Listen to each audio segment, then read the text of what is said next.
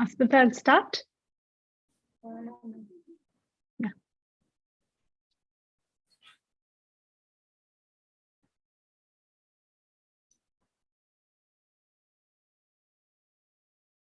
Yes, ma'am, you can start. Yeah. So good evening, one and all, and a very warm welcome to everyone. So I, Dr. Ganavi, invite you to another episode of the Thyroid Wednesday Special Thyroid Clinics organized by the Indian Thyroid Society. So we shall start this session with the introduction about the ITS, the achievements in the past. So ITS has been established and registered in 2003. It's a national body of healthcare professionals with special interest in thyroid disorders. Endocrinologists, endocrine surgeons, nuclear medicine physicians, general surgeons, and ENT surgeons are part of the Indian Thyroid Society. ITS is a member of the Asia Oceania Thyroid Association and has currently nearly 2,000 members. So in the executive committee, we have the founder president, Professor R.V. Jaikumar sir, and our present president, Dr. Shashank Joshi sir. So in the executive committee, we also have our immediate past president, Professor Sarita Bajaj madam, secretary, Dr. Arun Menon sir, and treasurer, Dr. Miniji Pillai madam. Vice President is Dr. Himagirish K. Rao sir. Scientific Committee Coordinator is Dr. Pramila Kalra madam. Joint Secretary is Dr. Sujay Ghosh sir.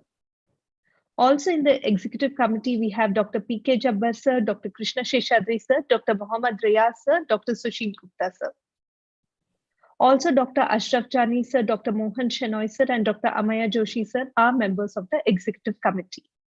So the aims of the ITS is to organize academic activities for healthcare professionals to promote public education and awareness about thyroid disorders, to encourage research in thyroidology, and also to encourage publication in the flagship journal that is Thyroid Research in Practice.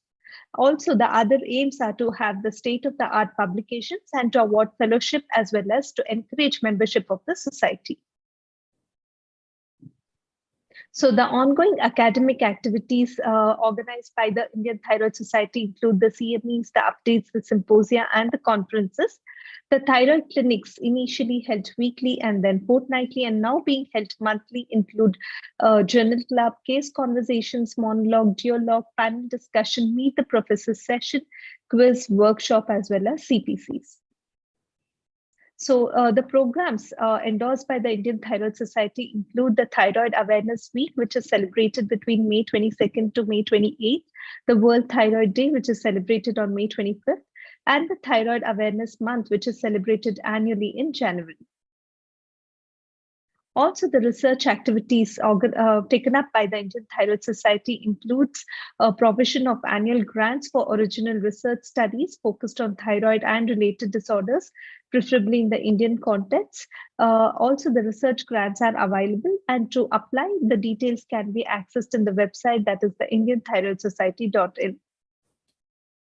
So coming to the flagship journal, that is the Thyroid Research in Practice, it is published twice a year in print and online.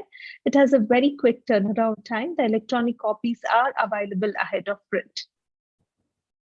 So the fellowship awarded by the Indian Thyroid Society is basically to the members with expertise and experience in the field of thyroidology. It will be selected by an expert panel.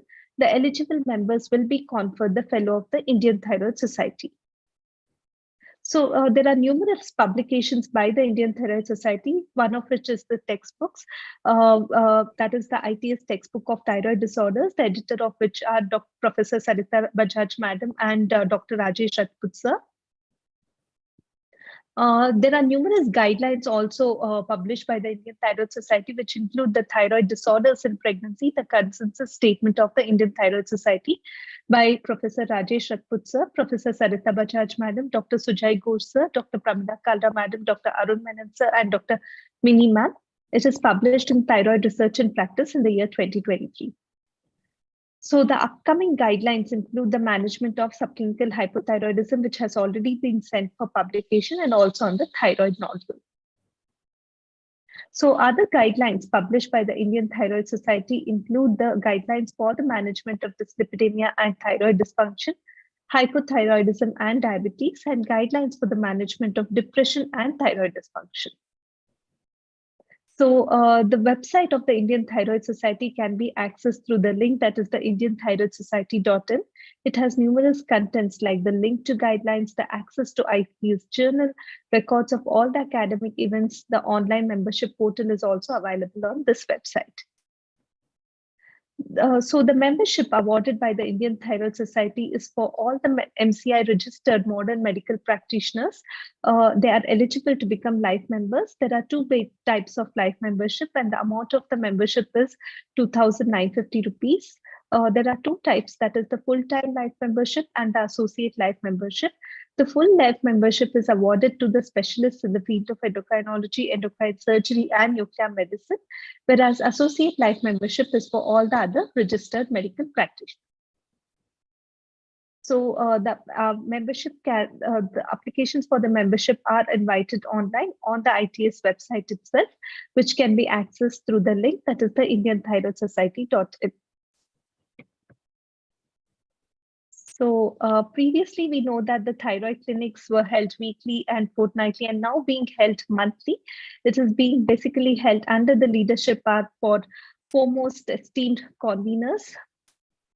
That is Professor Dr. Shashank Joshi, sir, who is presently the president of ITS, Professor Pramila Kalra, madam, who is the scientific chair of ITS, Dr. Mini G. Pillai, ma'am, who is the treasurer, and Dr. Arun Menon, sir, who is the secretary of ITS.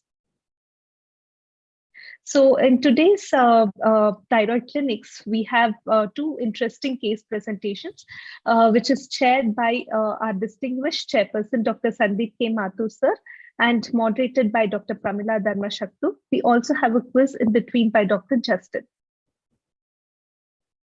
So before we start, let us briefly go through the quiz participation rules. That is, to participate in the quiz, having a Zoom app on your mobile device or laptop is essential.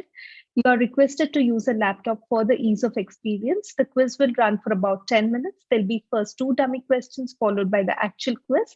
The quiz master will display the case or description of the question by screen sharing a PowerPoint file.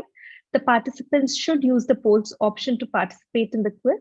All the 10 questions will be available when the poll is launched, and answer for all the questions will be submitted at the end of 10 minutes. To read the case or description, you can close the polls option using the X button and again use the polls option to answer the respective question. So we shall have the dummy question, Asmita. Yeah. So the first dummy question is, in which city is Taj Mahal located? Option A, Chennai, option B, Mumbai, option C, Agra, and option D, Bangalore. The second question is, how many oceans are there? Option A, 8, option B, 5, option C, 6, option D, 7. So moving on, we will start our session today with the introduction of our esteemed chairperson, Dr. Sandeep Mathur, sir. So sir is the senior professor and HOD of endocrinology and also the in charge of molecular genetics research lab at SMS Medical College, Jaipur. Sir has numerous areas of interest, and basically it is on molecular genetics of hormone and metabolic disorders and adipose tissue biology research. Sir has numerous achievements to his credit, which include the recipient of the Commonwealth Academic Staff Fellowship in 2003, the Travel Award by ACE in USA in 2006, the Merit Award by Government of Rajasthan in Republic Day conferred by the Honorable Governor of the state, the several other awards like the Times of India, the Economic Times Achiever Awards, etc. And sir is also the editorial board member of Frontiers in Endocrinology, and is also the handling editor of the special collection and also the associated editor of International Journal of Diabetes in Developing Country and also the IJEN. So over to sir to start the session with the introduction of our moderator, Dr. Pramila. Sir, please unmute yourself. Thank you, Dr. Ganvi, and it's my pleasure to chair this session. And some very basic concept. Though I am more a molecular researcher, but I am also almost 30 years clinical experience in endocrinology. And thyroid cases sometimes they are very interesting in 2 dimensions. Number one, they are relatively rare, but second challenge is sometimes making a good clinical decision making. and a decision making which differ from your clinical guidelines. The real challenge for our practice in India is basically sometimes drugs recommended in clinical guidelines may not be available, may not be most appropriate for our population. So it's really a wonderful initiative by Indian Thyroid Society to have case presentation and case seminars. So with this, now I will introduce Dr. Pramila. Dr. Pramila is a consultant at Ojas Hospital, Panchkula, Haryana. She is, of course, a DM in endocrinology. And interestingly, with such a young career, she has more than 15 national international publication, and she's the recipient of very prestigious A.V. Gandhi Award for Best Research. I think this is one of the most prestigious award for endocrinology, young endocrinologists in our country.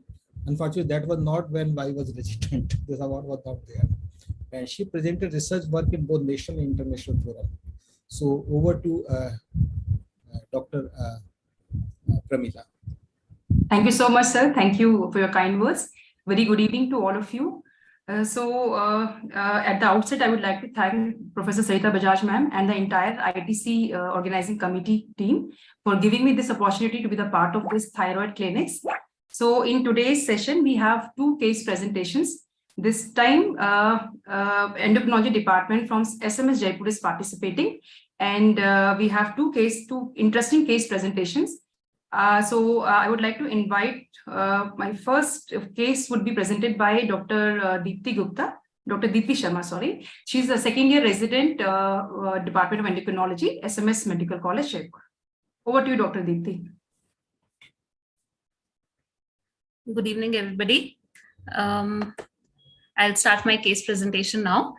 Our patient, sorry. Ma'am, can you share your screen? Hit the green button.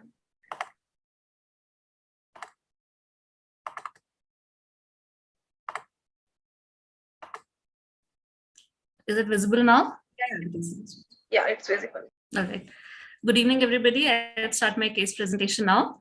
Our patient is a Mrs. C, a 43-year-old female constable from Jhunjhunu district of Rajasthan.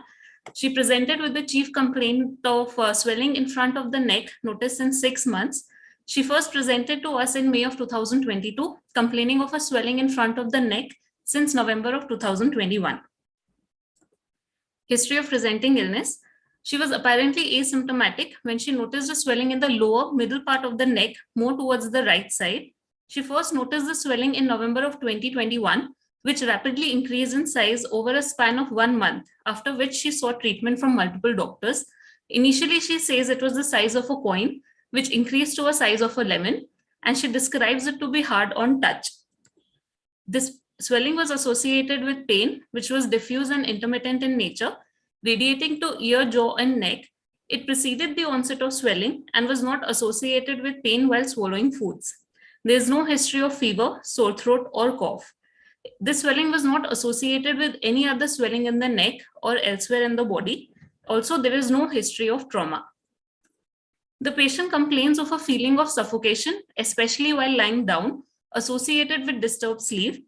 1 month after the onset of swelling, she developed difficulty in breathing. However, there is no history of any chest pain or paroxysmal nocturnal dyspnea. The swelling was not associated with difficulty in swallowing of solids or liquids. There is no history of noisy breathing or snoring at night. There is no history of change in voice or any facial swelling. The swelling was not associated with any history of change in weight or appetite. There is no history of abnormal feeling of heartbeat, increased sweating, heat intolerance, diarrhea, or tremulousness. There is no complaints of puffiness around the eyes, slowness of activities, increased sleep, or decreased concentration. She does not have any eye complaints or any skin changes. There is no history of any night sweats. Her menstrual cycles were essentially regular with normal flow and predictable cycles with no history of dysmenorrhea. Patient had shown an ENT surgeon for these complaints and had undergone the following investigations. Dr. Deepti? Yes, ma'am. Before moving on to the investigation part, can we just stick to the history part? Yeah, so I must say that you have taken a very elaborate history. You have taken all the points to suggest the etiology and the cause for thyroid swelling. So here we are dealing with a with a patient who has come with thyroid swelling, a neck swelling is most likely to be a thyroid swelling, right? So what are the other clinical features we can, clinical features or history points we can take into account in the history to suggest, which can give us a clue to for the diagnosis, like any history of radiation history? Yes, ma'am. Actually, I put that in the past history. However, there is no history of any naked radiation or any history of medication consumption. There is no history of any previous malignancies or any previous swellings in the body. Also, there is no family history of any other malignancies. Added to that, in view of such a patient with the rapidly progressively increasing size of the neck swelling with compressive features, our two main diagnoses would be either a malignancy or a systemic fibrosis. So I have actually put the further history after I have included the other history. If Yeah. So as you said that history of childhood malignancies, radiation for childhood malignancies is very important to look for, a malignancy cause for thyroid swelling. So what is the median duration of, median duration from the onset of, from the time of radiation and the onset of thyroid malignancy, the median duration? We can date back to 10 years back or 15. What is the median age? So it's around 15 years. It's around 15 age, and even if even after 2 to 3 decades of history of radiation, patient can present with thyroid swelling. So it is very important to take that history, and also important to have those patients in surveillance who has a history of history of radiation for childhood malignancies, for head and neck malignancies or lymphomas, leukemia. Sometimes in bone marrow transplantation, we give radiation for head and neck lesion. So that history is very important. And second is family history is also very important. So there are malignancies. So can you name any malignancies which have a strong family history, like some syndromic conditions? Some medullary thyroid carcinomas are associated with men too, with a strong family history. Yeah. Apart from it, familial adenomatous polyposis, FAP conditions like Cowden variant or Gardner's variant also have a significant family history. Yeah, please. Patient had shown an ENT surgeon for these complaints and had undergone the following investigations. Her complete blood picture was normal. Her ESR, CRP were also within normal limits. Her liver function test, renal function test, and serum electrolytes were within normal range. Patient was euthyroid with a negative anti-TPO and anti-thyroglobulin level. She underwent an ultrasound neck, which showed a solid hypoechoic right thyroid swelling of size 3 × 2 centimeters with altered echogenicity and absent vascularity. No microcalcifications were seen, and the lesion was wider than taller. Left lobe and isthmus appear to be normal, and there was no evidence of any lymphadenopathy. So here you discussed about the radiographic findings to suggest any evidence of malignancy or not, or benign lesions, right? Yes, ma'am. So what are all other features to suggest malignancy in a patient with solitary thyroid nodule?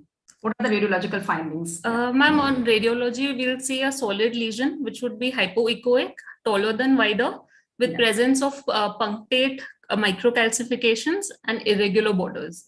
Yeah, and among all these features, which features would you pick up among all these features to be more significant, more sensitive to pick up a malignancy? Ma'am, that would be the presence of microcalcifications with irregular margins. No, and it would be hypoechoicity and the composition, which is mostly solid. So these are the two clinical radiological features which have a which are more sensitive to pick up any malignancy. And also we can also comment here about like TIRETS grading. So College of Rheumatology has given this reporting system, the thyroid imaging and reporting data system, to grade these lesions, so that we can pick up those nodules which we can we plan to subject for FNSC. Yes. So based on these features, as you said, it's a solid lesion. So solid lesion would account for 2 points at least for composition. So we have like composition, echogenicity, and margins, and there are 5 features for this grading, right? Yes. So for it would be 2 point. For hypoechogenicity, it would be 2 point. Yes. The features you said that there is absence of vascularity, so there would be no point for this, 0 point. Micro classification, absence of micro classification, right? Yes, no micro. 0 point, wider than taller, again it goes in favor of benign lesion. So again 0 point. So the total scoring would be around 4, right? 4. Yes. So 4 would come into the category on the staging of Thyroid's 4. 4. Yes, ma'am. 4. What is the cutoff of lesion size? 1.5 centimeters. Yes. So if the lesion is more than 1.5 centimeter, we again will go for FNAC. So the lesion here is 3 centimeters. So we'll go for FNAC. Right. Please move on. So the patient was subjected to a fine needle aspiration, which showed most of the smears to be hemorrhagic and paucicellular, with only one smear showed benign follicular epithelial cells with scant colloid.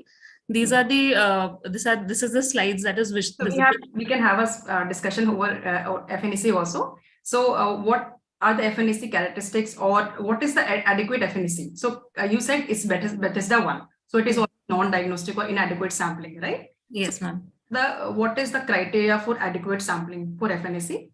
So ma'am, we should have at least 6 well-visualized follicular clusters with at least 10 epithelial cells in each. 10 to 15 follicular cells, right? Preferably all on the same slide, same field. So this patient has non-diagnostic or Bethesda category 1. So what would be the next plan? So we would subject this patient to go for another FNAC. Repeat FNAC. Preferably ultrasound guided, right? Yes, ma'am.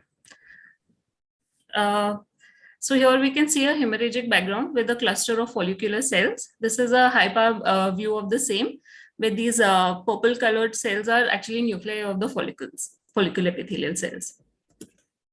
Patient underwent a CECT neck, which showed a well-defined hypodense homogeneous nodular region, lesion measuring 30 into 32 into 50 millimeters in the right lobe of thyroid. No significant cervical lymphadenopathy was seen. Due to the presence of a neck swelling with compressive symptoms, the patient was posted for surgery to remove the mass. However, intraoperatively, due to the hard consistency of the mass and its attachment to surrounding structures, surgical removal was not possible, as told to the patient by the ENT surgeon. This is when she was referred to Department of Endocrinology by the ENT surgeon. In retrospect, due to the presence of a rapidly growing neck swelling with compressive features, with history of inoperability of the mass, we went ahead and asked her, elicited history of multisystemic fibrosis. She did not complain of any orbital swelling, eye prominence. There was no history of any dryness of eyes or mouth, no complaints of pain, abdominal or foul-smelling sticky stools. There is no history of discoloration of eyes or pruritus, and no complaints of arthralgia. In past history, there is no history of neck irradiation or any medicine consumption, no history of previous malignancies or previous swellings in the body, no history of any chronic illness such as tuberculosis or any thyroid disorder. Her personal history was essentially normal except for disturbed sleep due to the feeling of suffocation and difficulty in breathing. Family history: her younger sister is diagnosed with autoimmune thyroiditis, is on levothyroxine replacement. However, there is no family history of any neck swelling or malignancies.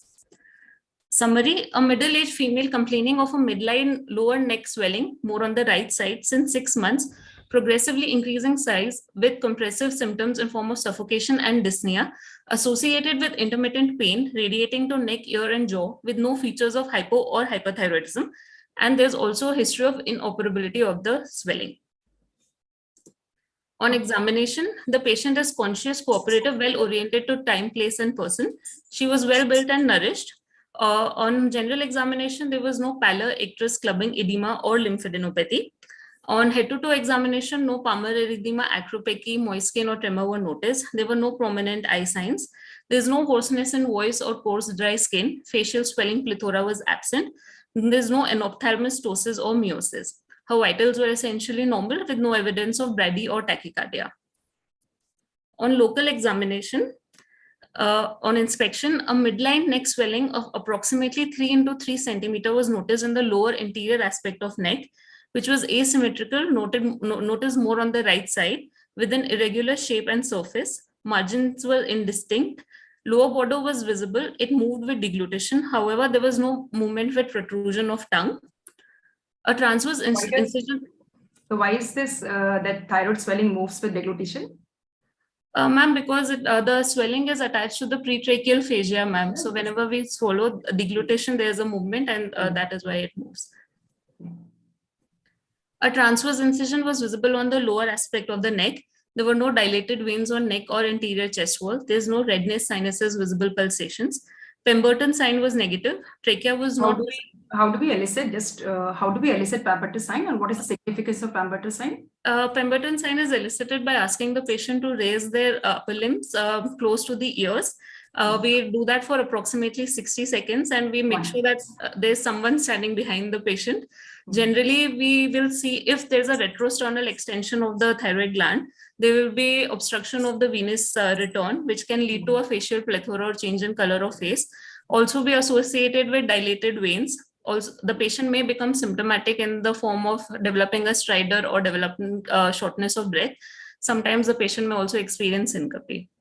Any other physical sign we can elicit or physical sign we can look for just to see the thoracic inlet obstruction or intrathoracic extension of that goiter? Like there's one entity called Horner syndrome, wherein we can see the pupillary restricted, mitotic pupil with ptosis or some, facial one-sided sweating. So that can also be seen in patients who have intrathoracic extension leading to thoracic inlet obstruction. That also would be an important, physical finding, right? The trachea was not visible on inspection. The posterior part of the tongue was normal, and there were no other visible swellings or lymph nodes. Any evidence of stridor, specifically inspiratory stridor? No, ma'am. On respiratory examination, there was no wheezing or no altered breath sounds which were auscultated. And also we did the Cockroach sign, which was negative. There was. So which type of stridor is mostly seen in these patients who have, extra obstruction? We'll say inspiratory stridor, ma'am. Usually it's inspiratory stridor, that is as opposed to the stridor, which is usually seen in obstructive airway diseases, which is expiratory stridors. Yeah. Okay, please. Here we can see a transverse incision present in the lower anterior aspect of the neck. On the lateral view, a slight anterior bowing of the swelling can be visible. On palpation, a swelling in anterior aspect of the neck of size 4 into 3 centimeter was noticed on the right side, extending from the cricoid cartilage to just above the suprasternal notch, which was of ill-defined shape with no palpable nodules. It was hard in consistency. Lower border was palpable. It moved with deglutition. However, there was limited vertical and horizontal mobility, and it seemed adherent to overlying skin. There was no local rise in temperature or tenderness. Carotid pulsations were palpable. Trachea was deviated to left side. Cocker sign was negative, and no lymph nodes were palpable. There is no retrosternal dullness on percussion, and no bruit could be auscultated. Her systemic examination was essentially normal. In summary, a 43-year-old female with 4 into 3 centimeter neck swelling localized to right side of the neck, extending from below the cricoid cartilage to suprasternal notch with an irregular surface and indistinct margins, hard in consistency, adherent to skin, moving with deglutition with trachea deviated to the left side. Pemberton sign was negative, and there were no features of hypo or hyperthyroidism. So on the basis of our history and clinical examination, in a female with rapidly growing neck swelling with compressive features, which was hard in consistency with irregular surface and margins, indistinct margins, our two main differentials would be a thyroid malignancy or infiltrative thyroid disease. Thyroid malignancies would include an anaplastic carcinoma of thyroid or thyroid lymphoma due to the rapidity in the growth of the neck swelling. However, points against this diagnosis was the age of the patient. These malignancies are generally seen in 6 to 7 decades, and our patient was 43 years old. There was no history of any loss of weight or appetite. No associated lymphadenopathy was seen. And in this case, the pain was preceding the onset of swelling.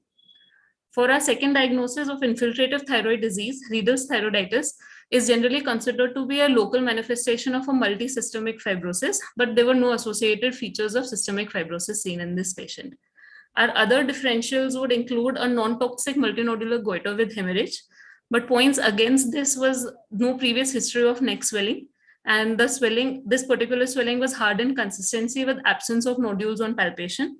It seemed adherent to skin and surrounding structures with limited mobility. Fourth differential we would like to keep is malignant transformation of Hashimoto's thyroiditis. However, there is no previous history of any autoimmune thyroid disease in this patient or evidence of any other associated autoimmunity. There is no loss of weight or appetite. Because of a rapidly growing neck swelling, our last differential we would like to keep is lymphoma with secondaries. However, a female presenting with compressive features with no history of loss of weight or appetite and absence of these symptoms, this differential seems to be unlikely. So this is when the patient presented to us. We got the following investigations done. Her CBP was normal, ESR, CRP were again normal. We got her pancreatic enzymes done, which were again within the normal range. Her LFT, including a serum ALP, GGT, were within normal limits. Patient was euthyroid with a negative anti-TPO. Her calcium profile was normal and a calcitonin was obtained, which was again within the normal range. USG neck was done, which showed a 26 into 18 millimeter solid heterogeneous hypoechoic wider than taller lesion with irregular margins noted in the right lobe of thyroid. Because the patient had already undergone a surgery which was unsuccessful, but a biopsy sample was obtained during the surgery. This was the result of the biopsy. The morphology was of a benign thyroid lesion, which was extensively fibrosing in nature with few reactive lymphocytes. Follicular degeneration was noticed. Invasion of capsule was noticed by the fibrosis with atrophy of surrounding muscle fibers, and the fibrosis also infiltrated the surrounding nerves. Mild focal occlusive phlebitis was also noticed. This is the hemotoxylin eosin stain of the histopath slide, where we can see this dense fibrosis with compressed follicular cells. Anything pink, what we see here is the dense fibrosis, and these purple dots which are visible are the reactive lymphocytes. This is a cut section showing the fibrosis extending into surrounding skeletal muscles. On the right, we have a cross section of the skeletal muscle with surrounding fibrosis. This is a cut section of nerve fibers with surrounding dense fibrosis, which is visible. This is the nerve fiber. Inside, we can see these onion-shaped cells, which are basically axons, which are infiltrated by surrounding fibrosis. Immunohistochemistry was obtained, which was positive for vimentin. Thyroglobulin was positive in a few follicular cells. CD45 suggestive of reactive lymphocytes was positive, and it was positive for both kappa and lambda chains. CD138 was positive in the plasma cells. CD3 suggestive of infiltration by T lymphocytes was also positive. PAX8 suggestive of an anaplastic thyroid carcinoma was negative. So immunomarkers favoring a non-neoplastic thyroid disease, and it was suggested to the patient to get the staining for IgG4 cells. However, due to financial constraints, the patient refused for this. These are the immunohistochemistry slides. Here, the golden rim circular cells are reactive lymphocytes, which were positive for kappa and lambda both. This is thyroglobulin positive in very few follicular cells. CD45 positive cells suggestive of reactive B lymphocytes, and CD138 positivity for plasma cells. We went ahead and got her serum IgG4 levels done, which were 238, which is elevated. The criteria given by Euler in 2020 is any value more than 135 is considered to be positive in presence of clinical and histopath findings. And sometimes we might see a normal values as well in patients. Yeah. So there is one more biochemical thing, the IgG4 and IgG ratio. So if it is 40%, it is mostly suggestive of IgG4 related fibrosclerosing disease. So here one important point is that FNAC is not sufficient for ruling out fibrosclerosing disease or for that matter readers thyroiditis in such patients, because 50% cases would be missed if we only go for FNAC. So that patient should be subjected for thyroid a core biopsy or tissue biopsy to establish a diagnosis. Yeah. In order to not miss out on any multisystemic subclinical fibrosis, a CECT whole abdomen and MRI orbit were obtained, which were also normal. In conclusion, a rapidly enlarging neck swelling with compressive features, which was hard in consistency with irregular surface, with adherence to skin and limited mobility, with history of inoperability of the mass, histopath showing dense fibrosis with disintegration of thyroid capsule and lymphoplasmacytic infiltration, with raised IgG4 levels.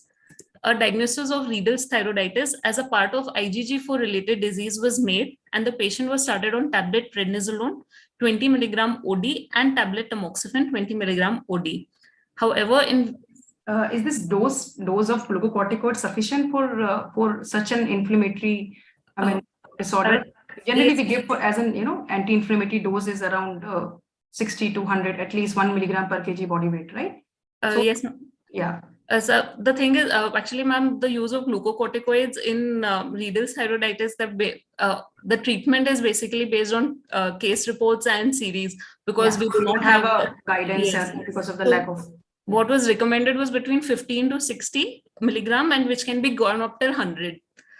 So we increased the dose to 40 milligram in view of persistence of symptoms.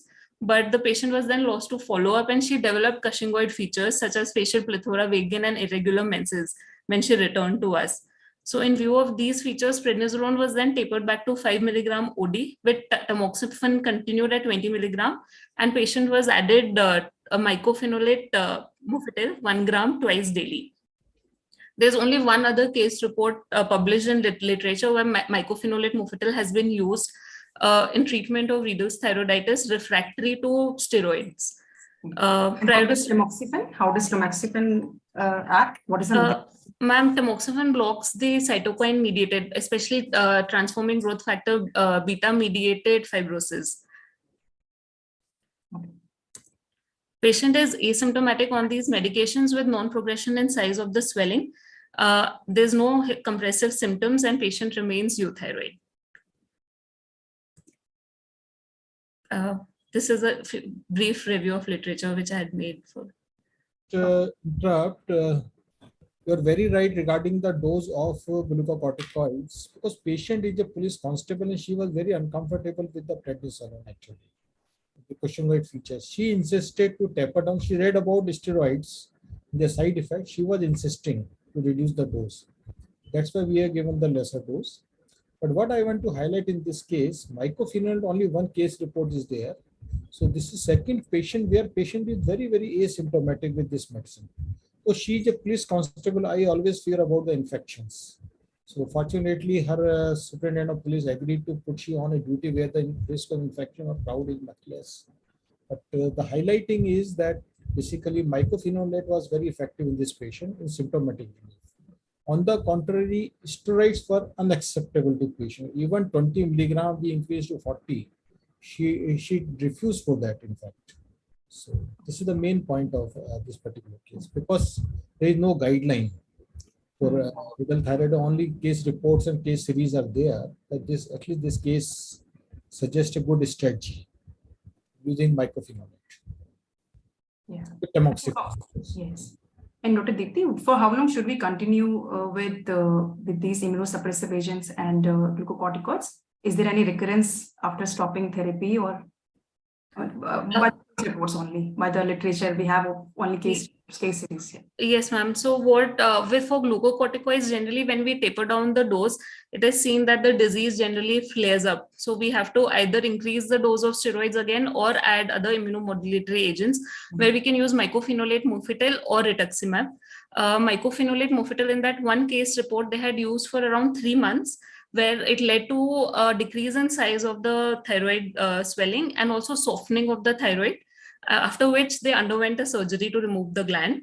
And with rituximab, also there have been 3 other case reports where rituximab has been used in cases refractory or not tolerable to glucocorticoids, where again the patient has become asymptomatic. For rituximab, 3 doses have been given at monthly intervals for 3 months. Okay. And with regards to surgery, so is surgery indicated in all patients, or who are the candidates for surgery? What are the indications? Ma'am, for surgery in renal thyroiditis is generally not possible because of the dense fibrosis.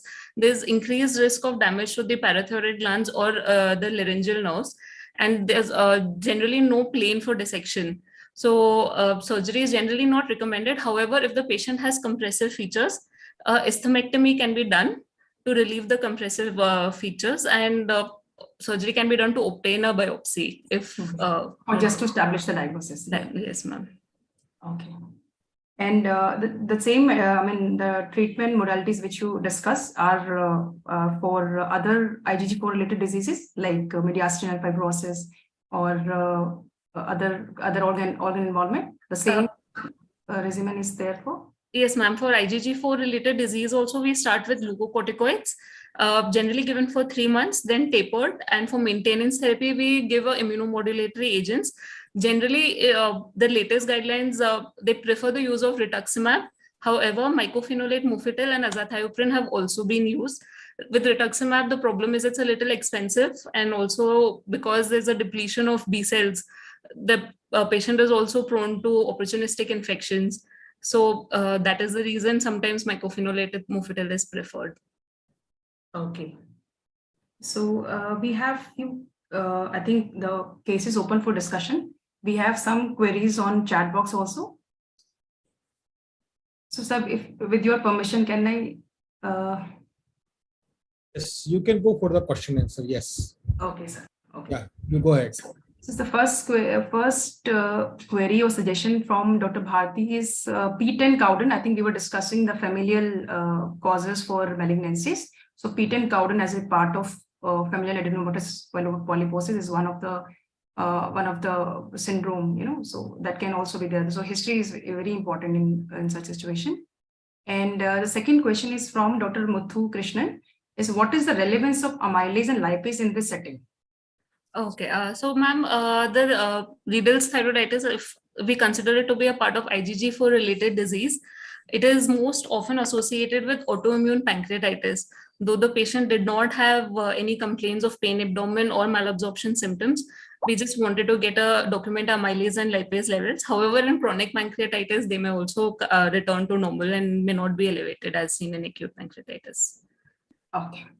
So next question is from Dr. Muthu Krishnan again. Is there a role for follow-up for systemic fibrosis? I think part of the question you have already discussed.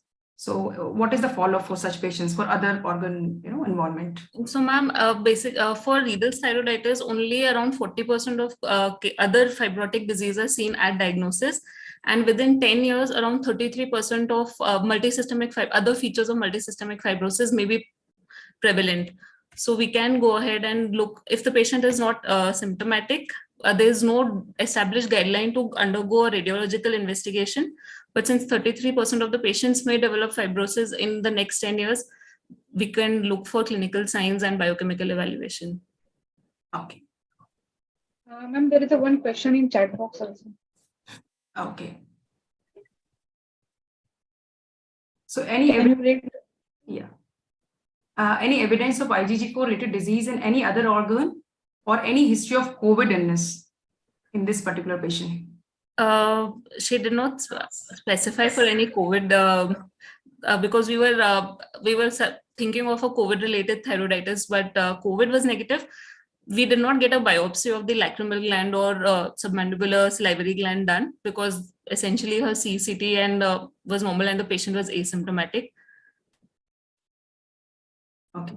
So what are the other organs involved in IgG4 related disease apart from pancreas, mediastinum? Is there any kidney involvement?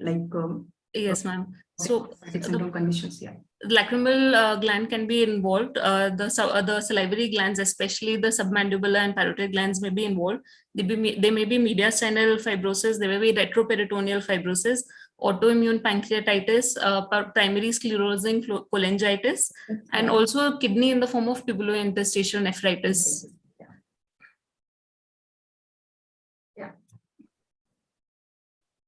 Thank you so much, Dr. Dipti, for such a nice presentation and great discussion as well. So I think next we have a quiz. Over to Dr. Ganvi, ma'am. Yeah. Thank you, Dr. Pramila, for an excellent moderation and Dr. Deepti for a very interesting case presentation. So moving on to the most awaited session, that is the quiz. I request Dr. Sandeep sir to introduce our quiz master, Dr. Justin. So I am again, my pleasure to introduce Dr. Sam. He is basically endocrinologist working in Dubai and Ahalia Hospital. He works in Ahalia Hospital and he's member of several society like your Endocrine Society of India, Karnataka Endocrine Society, RSCDI is a life member, is ITS life member, and he's credited organizing some of the meetings like your EndoCon 2022 in Thiruvalla, and then he is resident there, best outgoing resident from Ramaiah Medical College 2018-19, and won third place in RSJ 2019 for oral presentation on serum CCL 120 levels in women with polycystic ovarian disease. So over to Dr. Justin Sen. Ma'am, can we go with the dummy? Yeah. quiz? Yeah. So I'll just brief regarding the quiz participation rules again. So to participate in the quiz, having a Zoom app on your mobile device or laptop is essential. You're requested to use a laptop for the ease of experience. The quiz will run for 10 minutes. There'll be two dummy questions initially, followed by the actual quiz. The quizmaster will display the case or the description by screen sharing a PowerPoint file. Participants should use the polls option to participate in the quiz. All the 10 questions will be available when the poll is launched, and answer for all the questions will be submitted at the end of 10 minutes. To read the case or description, you can close the polls option using the X button and again use the polls option to answer the respective question. So Asmita, dummy questions, can you please display? Yeah. So question 1, in which city is Taj Mahal located? Option A, Chennai. Option B, Mumbai. Option C, Agra. Option D, Bangalore. The second question, how many oceans are there? Option A, 8. Option B, 5. Option C, 6. Option D, 7. So over to Dr. Justin to start the quiz.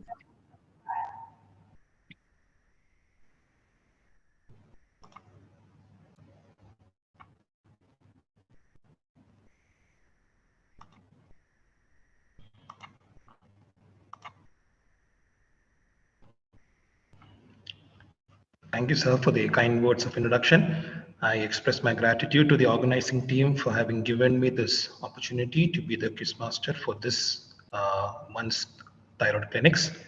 So we'll move on to the questions. I hope my screen is visible. Dr. Gandhi, can you see? Yes, it's visible, sir. Yes, Dr.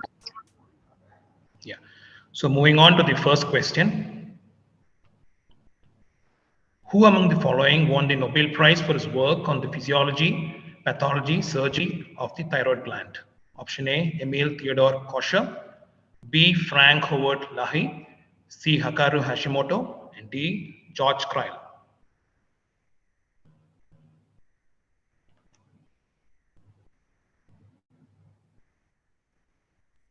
So you can move to the second question. Question 2. What is true about the circadian rhythm of TSH in humans? A, maximum between 9 p.m. and 5 a.m. and minimum between 4 p.m. and 7 p.m. B, maximum between 6 p.m. and 12 a.m. and minimum between 12 p.m. and 4 p.m. C, maximum between 5 a.m. and 12 p.m. and minimum between 4 p.m. and 7 p.m. And D, maximum between 5 a.m. and 12 p.m. and minimum between 7 p.m. and 12 a.m.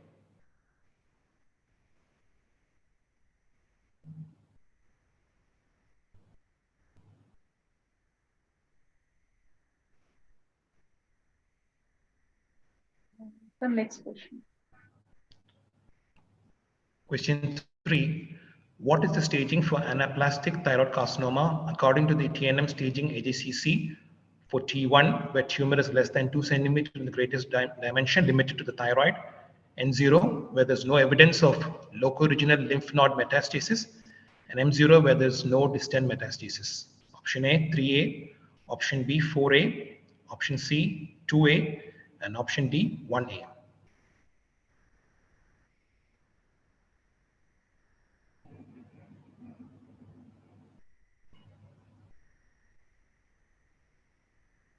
The next question. Question 4.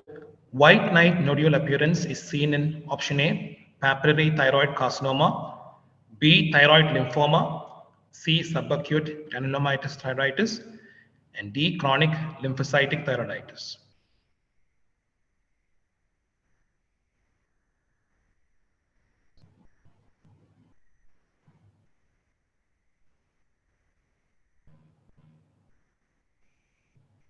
Next question, sir.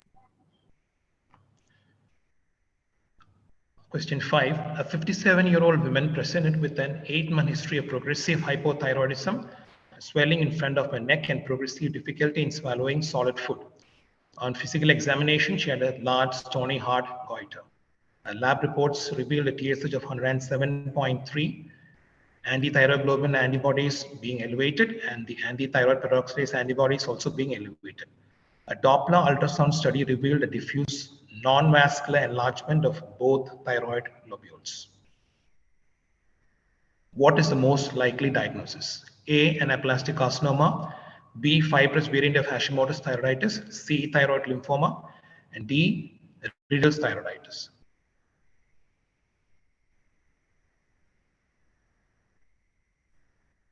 So you can switch the question after 10 seconds.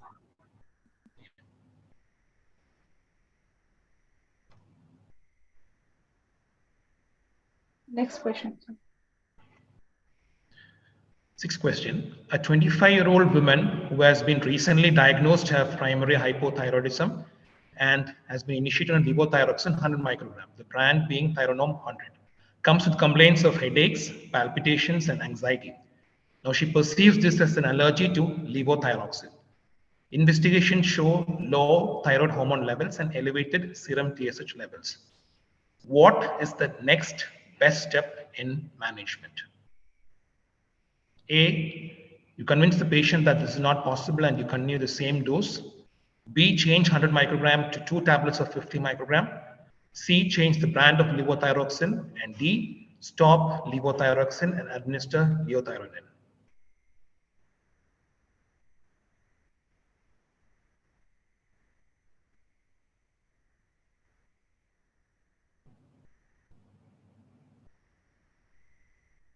Moving on to the next question, question 7.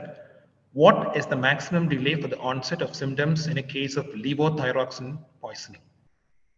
A, 7 days, B, 14 days, C, 3 days, and D, 11 days.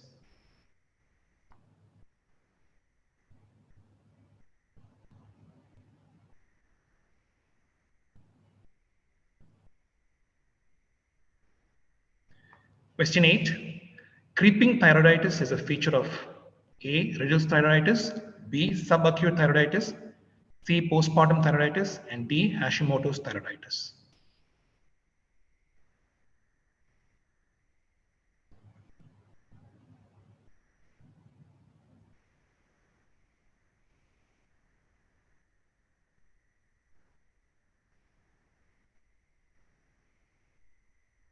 Question 9. Which variant of papillary carcinoma shares microscopic features with poorly differentiated thyroid carcinoma? Option A, hobnail variant, B, diffuse sclerosing variant, C, tall cell variant, and D, solid variant.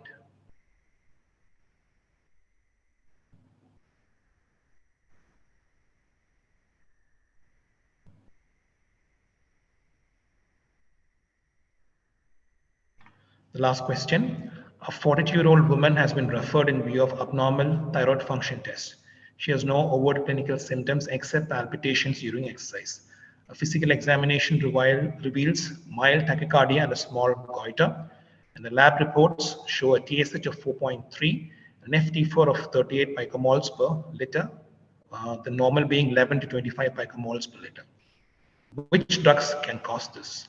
1, amiodarone, 2, furosemide, 3, prednisolone, and 4, low molecular weight heparin. The options are A, 1 and 2, B, 3 and 4, option C, 1, 2, and 4, and option D, none of the above.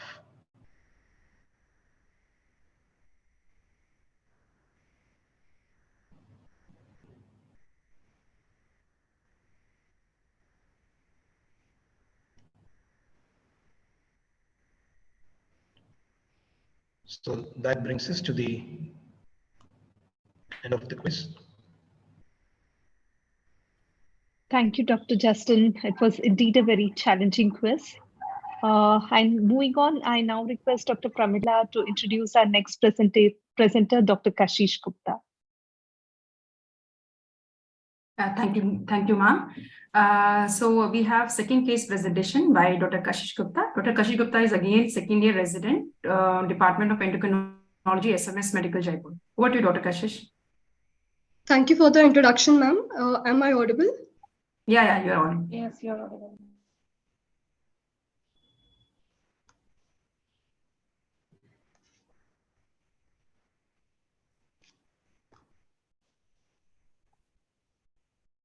Hello. Can you Yes, see you're the audible green clearly. icon? We can't see your slides. Just one second. Can you see the green icon? Share Yes. screen. Yeah, click on that. Then you will get a window. Choose your PowerPoint and then share.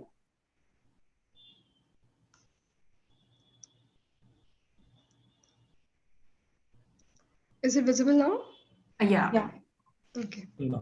I would like to thank the Indian Thyroid Society for giving me the opportunity to present today. I'm presenting a case on issues and challenges in the management of Graves' orbitopathy.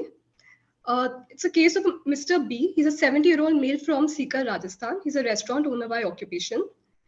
The patient presented to us 1 year back with the chief complaints of weight loss for 3 months, hand tremors for 3 months, abnormal awareness of his heartbeat for 3 months, excessive tearing and redness of both his eyes for 2 months, swelling around both the eyes and pain for 2 months.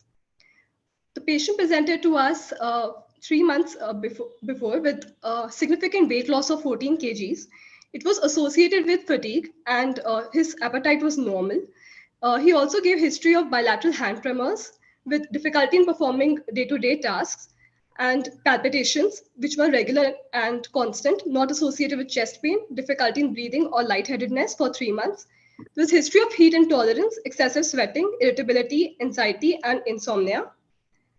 He also gave history of grittiness and foreign body sensation in both his eyes, tearing from both the eyes, which increased on exposure to light for last 2 months, redness in both the eyes, which he noticed simultaneously for 2 months, swelling around both the eyes, which he noticed in the left eye first, followed by the right eye. It was insidious in onset, gradually progressed to involve both the upper as well as the lower eyelids. Pain behind the eyes on normal gaze, and which was insidious in onset, gradually progressive, constant, and was not associated with movement of eyes. There was no history of any proximal limb weakness or pain. There was no history of swelling or redness over legs. There was no history of chronic cough, fever, or increased frequency of stools. There was no history of backache. There was no history of blurring of vision, decreased visual acuity, or color vision. He did not have any significant past history of diabetes, hypertension, chronic illness, or any thyroid-related illness. He did not have any significant family history of autoimmune disease or thyroid-related illness in the family. He was a non-smoker. He had disturbed sleep, as I described before. He had normal appetite and significant weight loss, which was documented. And he was not taking any specific drug when he visited us. To summarize my history, a 71-year-old male, non-smoker, presented with symptoms of 14 kgs of weight loss, tremors, palpitations, and bilateral eye involvement in the form of pain, redness, and swelling, suggestive of Graves-associated orbitopathy. Coming to the examination, general examination, the patient was conscious and cooperative, well-oriented, time, place, and person. His pulse rate was 107 beats per minute. It was regular, hypervolemic. There was no pulse deficit or no special character. His blood pressure was 126 by 64 millimeter of mercury. He had a BMF 19.4 kg per meter square. There was no pallor, icterus, clubbing, cyanosis, lymphadenopathy, or pedal edema. There were fine tremors present in both his hands. They were warm, moist. There was palmar edema present. There was no onycholysis, and there was no clubbing. There was a diffuse neck swelling, which was motile with deglutition. It was grade 1B, soft, with regular margins. Lower border was palpable and bruit was heard. There was no vitiligo. Yeah, please go ahead. There was no vitiligo, hyperpigmentation, or redness over the shin. Yeah, so moving, just go back to the next, last slide. Yeah, so in the clinical, just for resident point of view, so you said about clubbing. So why is clubbing important in patients with Graves' orbitopathy or Graves' disease? So in Graves' disease, about 0.1% of the patients can have Graves-associated acropathy. So in that case, they have swelling of the lower ends of the distal ends of the fingers in the form of clubbing, and so that is why I asked for this. Okay. So is there any significance of clubbing, and what is the mechanism of development of clubbing in such patient? So, ma'am, clubbing can develop because of hypoxia, and that can open up AV, the arteriovenous channels can open up. And one theory is that the platelet-derived growth factors can increase, and periosteal flare is seen, periosteal filtration is seen. Okay. And how can we differentiate this clubbing with any other clubbing? Like there is clubbing associated with other conditions like hypertrophic pulmonary osteoarthritis, right? In hypertrophic pulmonary osteoarthropathy, the joint involvement is seen, and there can be redness in joint involvements. There can be pain, which is not seen in this condition. This is painless. Okay. Okay. And what is the significance of having clubbing in patients with Graves' orbitopathy? Do we have a clinical correlation with? So, ma'am, this means that there can be associated with autoimmune involvement of the skin, and because these are all autoimmune conditions, the skin involvement, the orbital involvement, as well as the acropathy. So, 20% of patients can have involvement of the skin as well as the nails together. So, this might point. Yes. Yeah, it is mostly seen with the thyroid dermopathy, and presence of clubbing also can, give a prediction of having a severe ophthalmopathy, right? And any other condition, any other thyroid-related disease which is associated with clubbing, acropathy, thyroid acropathy. Any other chronic autoimmune thyroiditis is one condition which is rarely associated with clubbing. Yeah, okay. Please go ahead. So this is the image of the patient when he first presented to us. This is 1 year back. We can see that this patient had a severe eye disease at that point of time. The right eye showed conjunctival swelling, lid swelling, caruncle swelling, conjunctival redness, as well as spontaneous pain, giving it a clinical activity score of 5/7. And the left eye had a clinical activity score of 4/7. Exophthalmos was 22 millimeter in bilateral eyes. At the point of presentation, the patient did not have lid retraction, lag of thalamus, or lid lag. The pupils were bilaterally normal. The lens had immature senile cataract. His visual acuity, color vision, and visual field testing via confrontation test was normal at presentation. The movements were restricted in all directions in extremes of gaze. There was only mild restriction present, and fundoscopy was normal at presentation. Yeah, and among the color vision tests, which color discrimination is more sensitive? Is most sensitive in these patients with Graves' orbitopathy? So, is the blue color discrimination is the most sensitive, so sensitive color vision involvement in these patients. So all these examination you have done for corrected visual acuity, color vision, visual field testing, you must have done RAPD, right? Relative flashing test, right? And visual field tests are done to look for any sight-threatening Graves' orbitopathy, this thyroid optic neuropathy. Yes. Okay, and fundoscopy, what all we can expect, what findings we can expect in such patients on fundoscopy? Ma'am, we can, if the optic nerve is involved, then the disc edema will be there. However, the disc edema can also occur with any condition causing raised intraocular pressure. Yeah. And so, papilledema in such patients. Okay. Okay, please go ahead. So the clinical activity score was 5/7 in the right eye and 4/7 in the left eye. The severity grading was moderate to severe Graves' orbitopathy, as the patient had moderate to severe soft tissue swelling and exophthalmos, which was more than 3 millimeters above the normal. At the time of presentation, he did not have lid retraction or diplopia. Coming to system examination was essentially normal. The CNS showed bilateral dependent reflexes were brisk. Coming to the diagnosis, case of Graves' disease with clinically active, moderate to severe Graves associated orbitopathy, currently toxic without dermopathy or acropathy. So again, dermopathy, you talked about dermopathy. The patient has absence of dermopathy, right? Yes. So dermopathy, what does dermopathy signify in patients with Graves' orbitopathy? Like it's one of the extrathyroidal manifestation of Graves' disease as Graves' orbitopathy and acropathy. So what is the clinical significance, and how many patients do we see with dermopathy or dermal involvement in Graves' orbitopathy? 0.5% patients present with dermopathy and Graves' orbitopathy. I think the studies, I mean, the percentage is little more. I think it's 3 to 4%, which has been, 3 to 4% patients with Graves' orbitopathy has some involvement of, some presence of thyroid dermopathy.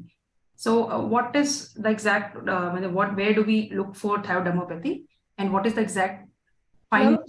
Yes, ma'am. So mostly there's skin thickening, which is and there's non-pitting edema, which we see on the shins. But besides that, it can also be present on the dorsum of the hands, the sacrum, as well as the face.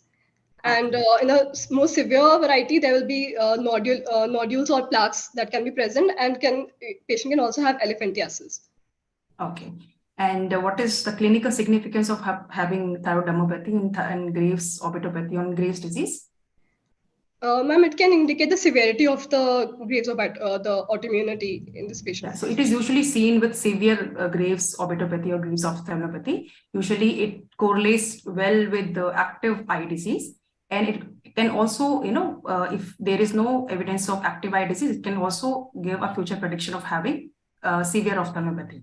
And also it will also give a prediction for having optic neuropathy or optic nerve compression as well. Okay, and it also correlates well with serum TRAb. Yes. Yeah.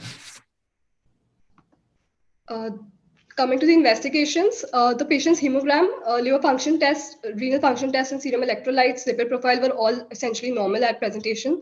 The TSH receptor antibodies were significantly raised to 35 international units. The upper limit was 1.22, and his anti-TPO antibody was also raised. The thyroid function test at presentation, patient had an FT3 of more than 20, and FT4 was 12.4. During the course, he had a fluctuating course of the disease, and during this disease, he became euthyroid in the middle, and later on, he again became toxic. And currently, he is on 15 milligrams of carbimazole, which I will explain in the treatment. On imaging, his ultrasound showed diffuse bilateral thyroid lobe enlargement with increased vascularity, suggestive of Graves' disease. His chest X-ray was normal. Coming to the MRI, this is a coronal stir image. This is showing the medial as well as the lateral rectus enlargement. We can see that the tendinous regions are spared in this image, and proptosis was also noted. And in this image, we can see that all the 4 recti are significantly enlarged. So do all patients need any imaging, either CT or MRI? So what are the indications for these imaging, CT, MRI in patients with Graves' orbitopathy? So ma'am, basically the indications for MRI are if a patient has asymmetrical exophthalmos proptosis present, and if patient is hypothyroid or euthyroid, or if we are not able to make a diagnosis and we're suspecting something else besides thyroidopathy, or and especially if we are trying to look for optic nerve involvement, for optic neuropathy involvement, we can look at the apex, whether the optic nerve is being compressed for that also. Yeah, and which is better, CT or MRI, or they are different indication? So ma'am, CT scan is better preferred before planning the patient for a surgery, like orbital decompression. So it will give a good idea about the bony structure. Anatomy, yeah. Yes. And MRI is good for soft tissue involvement, right? Yes, ma'am. And also for apex, to look for apex, CT would be better. Yes, ma'am. If there is any optic nerve compression, to look for apex, orbital apex syndrome, we can CT is better than MRI. Yes. And the extraocular muscle involvement, is there a sequence just for resident point of view? What is the sequence? Why is there like that? You saw this finding now that belly is more involved rather than tendons. So why is the bellies are more involved rather than tendon? Why is there tendon sparing? Ma'am, because the TSH receptors are not It's not present on the tendons. Right. And is there a sequence over extraocular muscle involvement? Like there are inferior rectus, medial rectus. What is the sequence? Usually, superior rectus. So it is inferior rectus or medial rectus. So there was a acronym like I am slow. Inferior rectus, medial rectus. Then there is lateral rectus and LPS, levator palpebrae superioris, and there is oblique muscles involvement. So inferior, medial, superior rectus. Superiorly there is LPS, and then there is oblique muscles involvement. Okay, please go ahead. Coming to the treatment, so the patient was started on carbimazole, 20 milligram TDS, and propranolol and atorvastatin, and there was regular monitoring of thyroid function test done. We advised the patient local measures like head and elevation, dark glasses, and artificial tears. In view of his high CAS at presentation, the patient received a course of IV methylprednisolone of 500 milligram weekly for 6 weeks, followed by 250 milligrams per week for 6 weeks. He had fluctuating levels of thyroid function test, and his dose was titrated accordingly, and the current dose was 15 milligrams. He responded very well symptomatically to the anti-thyroid treatment with reduced hand tremors, palpitations. However, his eye symptoms showed only minimal improvement, and his clinical activity score remained 5/7 after the methylpenicillin course was completed. The patient presented to us 2 weeks after his methylpenicillin therapy was completed. He presented with decline in visual acuity. The right eye was 6/60, left eye was 6/36. This time his fundus showed disc edema with visual fields were constricted in all directions on confrontation test. His exophthalmos increased to 23 millimeter in the right eye and 24 millimeter in the left eye. And restriction of movement was present at extremes of gaze, but did not increase further. So on follow-up, the patient was now having a clinical activity score of 9/10. So you can see in this image, this is after he presented to us after the MPS therapy after 2 weeks, and his clinical activity score had now increased to 7/7 from 5/7, and the follow-up score was 2/3, coming up to 9/10. So on follow-up, what all other features we take into account apart from the 7 features you discussed? So there are 3 features, ma'am. We have to look for the visual acuity decline by 1 line on Snellen's chart.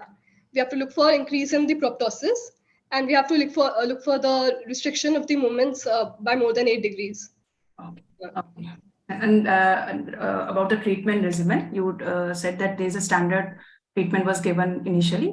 Yes, ma'am. Corticoid dose therapy, right? So just a little discussion on glucocorticoid. So what is the dose recommended, and is there any other glucocorticoid has been used in Graves' orbitopathy? So what all are other different regimen for glucocorticoids for Graves' orbitopathy? Has oral glucocorticoid been Yes. tried in?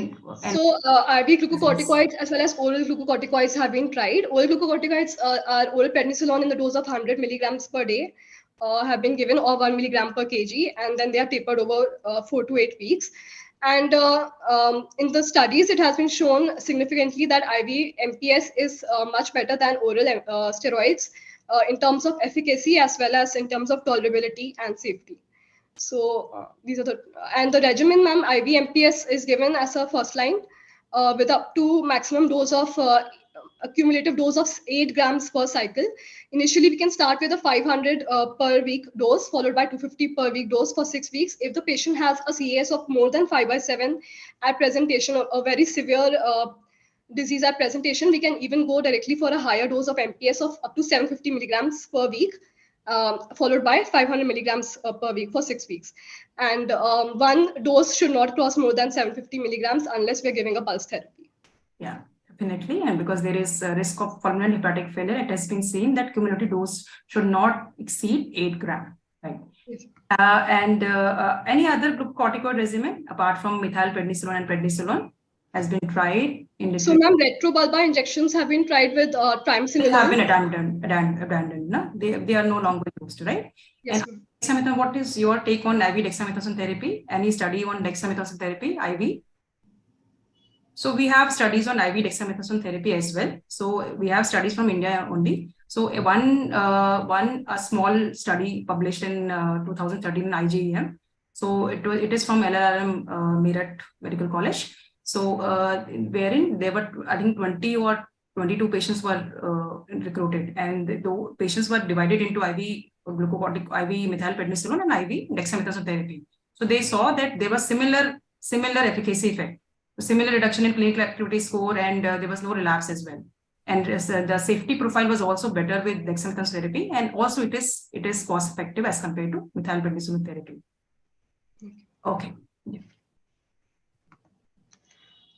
So after this presentation of 9/10, we now started the patient on mycophenolate mofetil of 500 milligrams BD and a course of MPS of 1 gram IVOD for 3 days. Pulse therapy was started. After giving the first 3 doses, the patient had an increase in the intraocular pressure up to 30 millimeter of mercury, and we decided to terminate the MPS therapy. And on repeat, the IOP was normal. So patient was advised for orbital decompression surgery in view of his reduced visual acuity, but the patient refused. Following this, the patient was lost to follow-up for almost 4 months, but he continued to take his mycophenolate mofetil. And after 4 months, he presented to us with a reduction in the pain on movement of eyes, redness of lid, and caruncal edema. The other symptoms also showed improvement in severity, but still remained. So this is when the patient presented to us after 4 months of mycophenolate mofetil. At this point, his clinical score was 4/10, which is again clinically active. He has spontaneous pain, lid edema, conjunctival edema, and conjunctival redness. His proptosis did not worsen. His visual acuity did not worsen further. Okay. So has there been a clinically inactive disease or clinical activity score less than 3/7? So what would have what have we done a treatment protocol, or what have you advised to this patient apart from, glucocorticoids are not indicated in that situation. So what's the other non-pharmacological, suggestion to patients we give? So ma'am, there are general measures and local measures that we would, first of all, I would advise the patient to continue and complete his mycophenolate mofetil course. And then we have general measures At the initial presentation, okay. If it's clinically inactive disease, with moderate to severe orbitopathy, ma'am. Yeah, the severity is okay, but the proptosis is there. It's a severe eye disease, but activity-wise, it is inactive disease. Then what have you advised to this patient? So, ma'am, with the inactive disease, first of all, we have to make sure that the patient is euthyroid as soon as possible. We have to avoid iatrogenic hypothyroidism, and we have to prescribe the patient statins. And for general measures, we can advise him head and elevation and dark sunglasses to prevent photophobia, as well as artificial teardrops.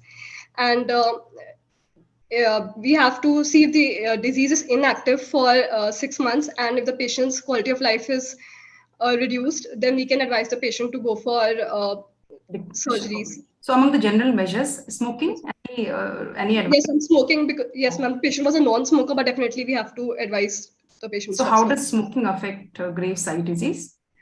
So ma'am, smoking, first of all, smoke itself has a direct toxic effect. Besides that, it has immunogenic effects, and it can cause hypoxia and free radical injury and cytokine production, causing fibrogenesis, fibroblast proliferation. So even the second-hand smoke is also not recommended, right? Yes, ma'am. Okay, please go ahead. So after this patient came to us with a 4/10 score, but his clinical activity, his visual acuity was still reduced. So we now advise the patient to go for orbital radiotherapy. And he underwent radiotherapy with 20 Grays fractions divided into 10 fractions of 200 centigrays over 2 weeks. And there were no acute side effects. The patient tolerated the therapy very well. And after 1.5 months following the radiotherapy, he showed significant clinical improvement with a clinical activity score of now 3/7, a total of 3/10. His proptosis reduced by 1 millimeter, which is not significant. His visual acuity considerably improved. His fundus showed normal disc with peripapillary gliotic changes suggestive of resolving papilledema. His visual fields improved on the confrontation test. The restriction of movements were persistent but improved, and spontaneous pain, lid, and conjunctival edema persisted. So now we can see there was a dramatic improvement in the clinical activity score of the patient, and this is after 1.5 months of radiotherapy. So this is just a summary of the management that we gave the patient. On presentation, we started the patient on antithyroid drugs with a 500 and 250 course of MPS. For 3 months, at this time, he was found to be refractory to steroids with a clinical activity score of 5/7. Following this, he came to us after 2 weeks with a CAS of 9/10, and we started the patient on mycophenolate mofetil and MPS of 1 gram for 3 days. His IOP was raised and he was found to be intolerant to steroids, and so we continued mycophenolate mofetil, and patient was lost to follow-up for 4 months. When he returned to us, he had a CAS of 4/10 on mycophenolate mofetil. We advised the patient orbital radiotherapy, and after which he came to us with a CAS of 3/10. So these are just some of the side effects that I've highlighted about the side effects of orbital radiotherapy. So these are not present in our patient, but definitely we have to follow up the patient to look for the side effects. Patients can have mild acute side effects like skin erythema and temporary hair loss at the entry ports. There can be worsening of orbital inflammation initially. For that, patients can take a course of prednisolone for 2 weeks. Patients can have cataract development, but that is usually seen with the older cobalt units that were used and not the linear accelerator. Radiation-induced retinopathy can occur, more specifically in patients with previous existing diabetes or hypertension. And secondary malignancies, there's a theoretical risk of 1.2% lifetime cumulative risk, and it is restricted to, that's why we restrict the radiotherapy to mostly patients more than 35 years of age. In this patient, we continued the antithyroid drugs, And the mycophenolate mofetil was continued and given for 6 months. We decided to wait and watch as the patient was currently clinically inactive. For patients who have worsening of proptosis, we can advise teprotumumab, but it has less availability and is expensive. So if the patient comes with a worsening of CAS, we can consider starting another immunosuppressive agent like azathioprine, rituximab, or cyclosporine, and surgery can be advised as and when required by this. These are just, I've just highlighted the 2021 UGOGO guidelines for the medical management of Graves' orbitopathy, only the second line management, in which we can see the various regimens that we have available is IV methylprednisolone, which is a 7.5 gram course, which is a second course, oral prednisolone with cyclosporine or azathioprine, or bioradiotherapy combined with oral or IV glucocorticoids, teprotumumab, rituximab, and tocilizumab. And for inactive disease, we can go for the surgeries. And surgery, what all surgical intervention do we might need to go for apart from decompression? Ma'am, so we have this patient does not require, but patients may require strabismus surgery and tazorafine for the lid surgeries. So if we have to go for all three surgeries, orbital decompression for significant proptosis, lid surgery for lid involvement, and squint surgery, then what should be the sequence or order of surgery we should go for?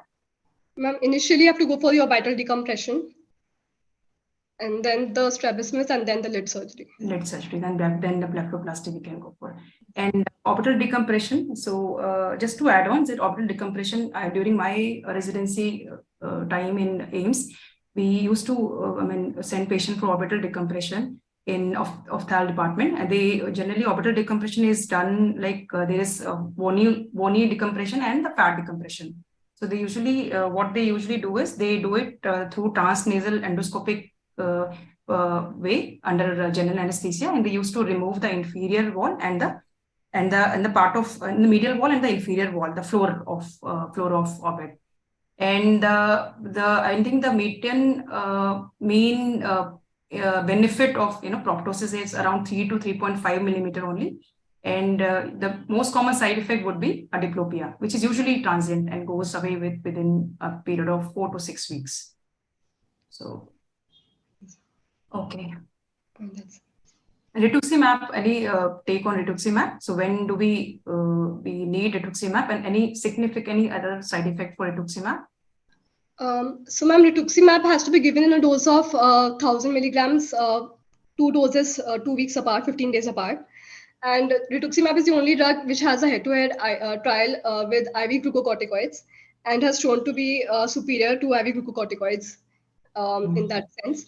And rituximab can have side effects like, first of all, it can have infusion reactions. Patient can have arthralgia and serum sickness, and they can have they can have a severe reaction in the form of, they can have a cytokine storm in which they can have a worsening of the visual acuity. And besides that, they can have... So in patients with dystoid optic neuropathy or more severe optic nerve involvement, we can't give rituximab because there is a risk of DON, right? Yes, because of the more severe flare-up of cytokine response in such patients. Yeah. Yes. Any other cases? Sorry, ma'am? Mathur, sir, any other input from your side, sir? Yeah, the reason is we had certain decisions, like for example, orbital radiotherapy with mycophenolate. There is not much of recommendation, but they were the only options available because of the steroid side effects. And our surgeon and patient decision not to undergo decompression surgery. So we find this radiotherapy with mycophenolate is a good option. At least this case has shown this good experience, because this option is not much actually studied. So we can study in our country. Actually, what I'm more interested in, we should have our own good data of all the therapies available, their combinations. So every case discussion, I will request office bearers of the Thyroid Society to plan some good study. All the options, their combination, permutation, their long-term trajectory of the selection, time duration, all these things. Much we can generate our own data. Because recently I had been to Leicester Diabetes Center. What they do, they just analyze the real world data and on the basis they develop their guidelines. It's a good idea. Even if we can't have a control trials, at least we can compile, or we can to record the data of real world data of all type of experience from all center and analyze that, and then we can come with some working guidelines. So this I want to say. Thank you, sir. It's indeed an excellent presentation by Dr. Kashish. I think with this, we'll conclude this case presentation. Over to Dr. Ganvi ma'am for next proceeding. Thank you, Dr. Pramila, again for a very excellent presentation, and Dr. Kashish again for a very nice presentation. And now I request Dr. Justin to discuss the answers of the quiz, which was conducted yesterday as well as today.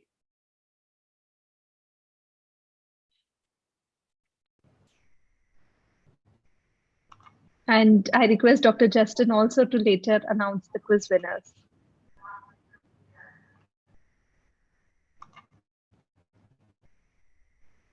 Thank you, Dr. Ganvi. So we'll go on to the discussion of the answers. So the first question was, who among the following won the Nobel Prize for his work on the physiology, pathology, and surgery of the thyroid gland? The answer is A.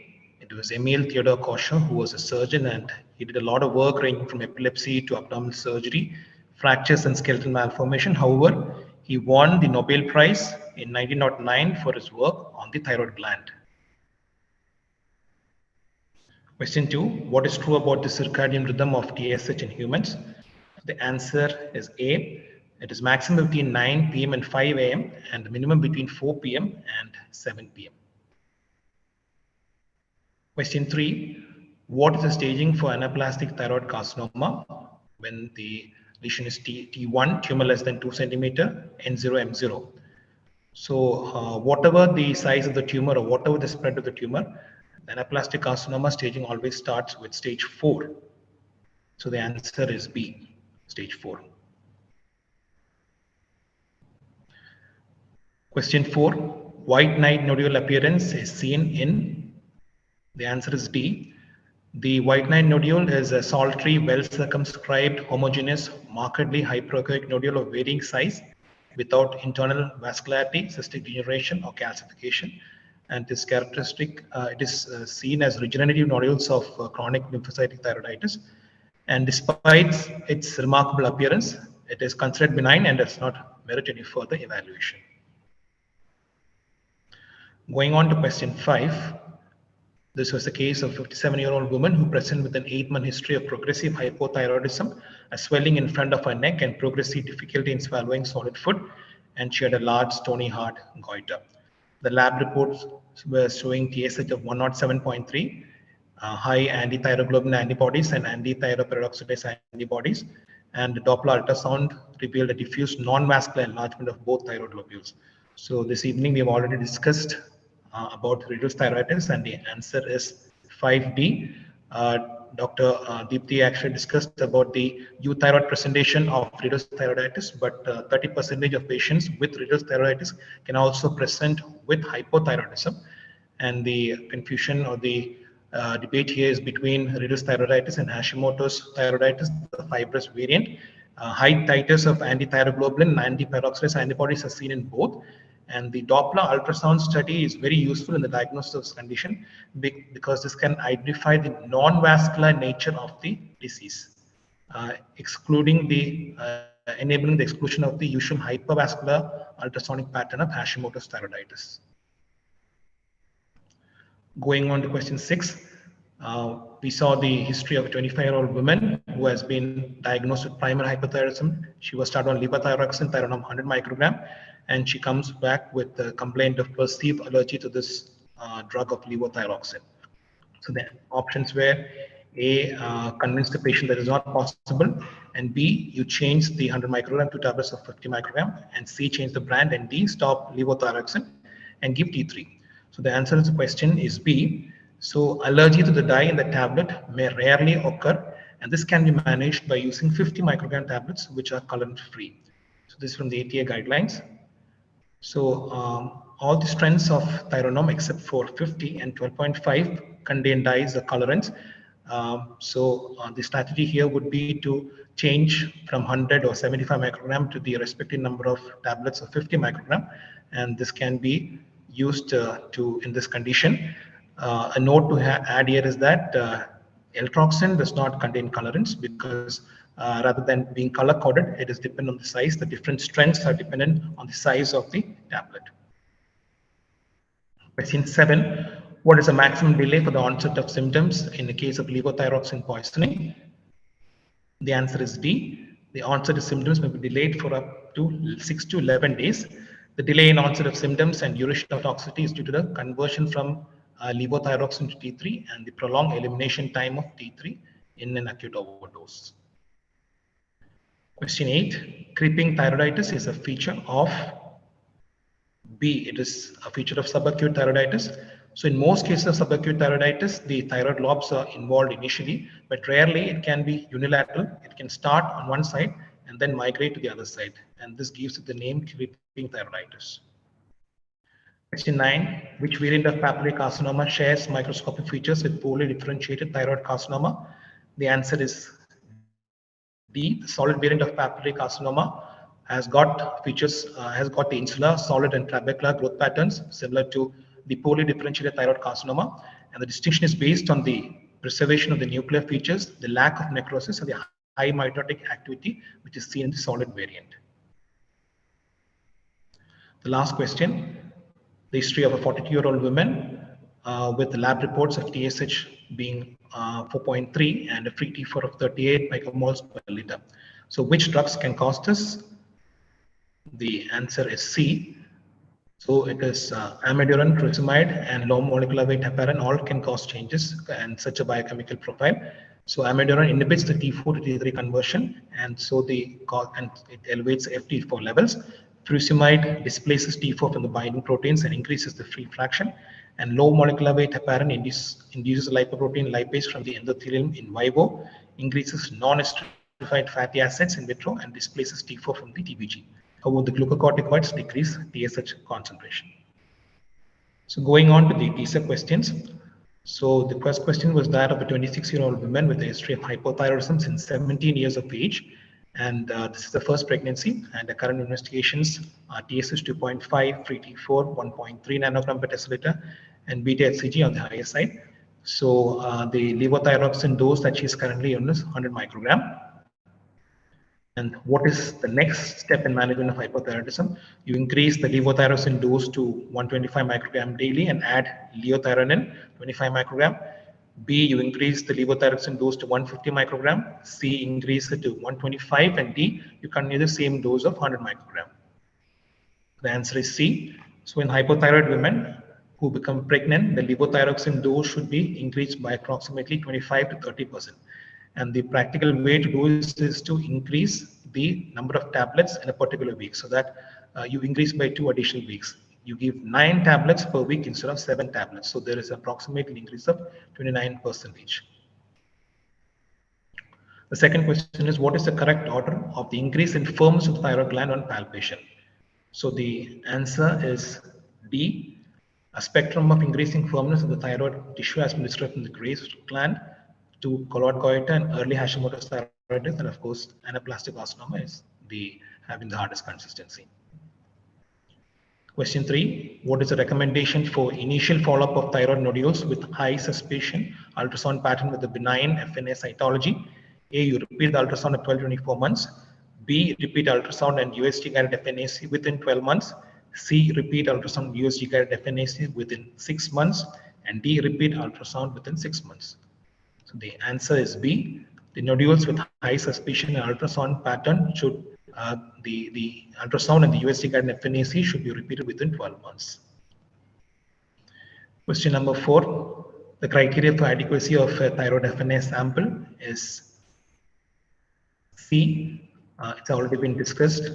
The presence of at least 6 groups of well visualized follicular cells, each group containing at least 10 well preserved epithelial cells, preferably on a single slide.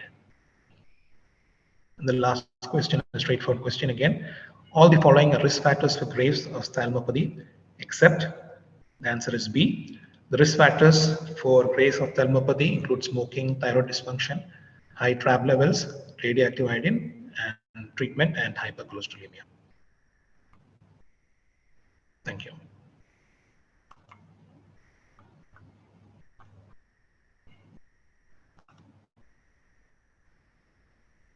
Winners. I request the IT team to display the quiz winners.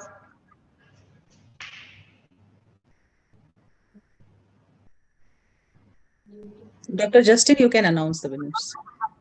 Yeah, so the quiz winners are Dr. Meenakshi, Dr. Navya Mahajan, and Dr. Diksha Mittal. Congratulations to the winners.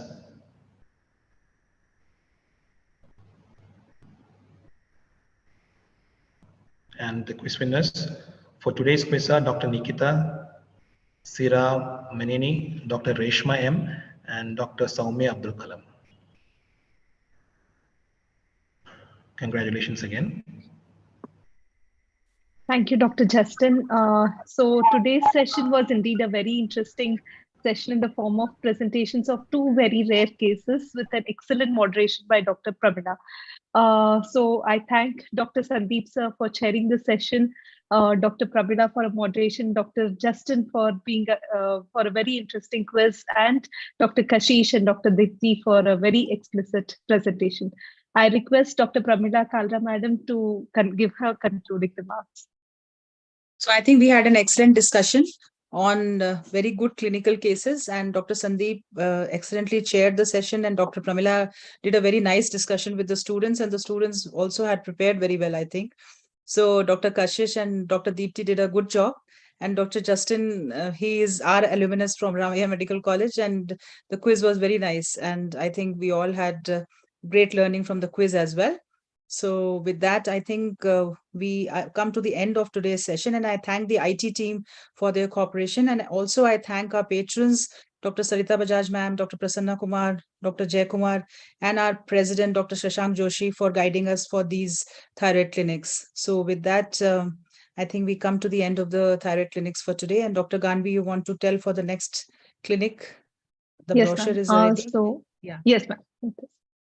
So we have our upcoming thyroid clinics next on 9th of August. So we have again two very interesting case presentations by the students of Government Medical College Trivandrum. The chairperson is Dr. P.K. Jabbar sir and moderated by Dr. Felix from CMC. We have a quiz by Dr. Charandeep sir. The next after this, the further thyroid clinics, I think the IT team will display. Yeah, we have it on 11th of October, the 8th of November, and the 6th of December. So we request each one of you to join for the upcoming thyroid clinics. So with that, with your permission, ma'am, can we conclude? Yeah, we can end because already we have exceeded the time. Yeah. Yes, okay. Thank you, everyone. Thanks, everyone. Good night. Good night. Good night. Good night. Good night.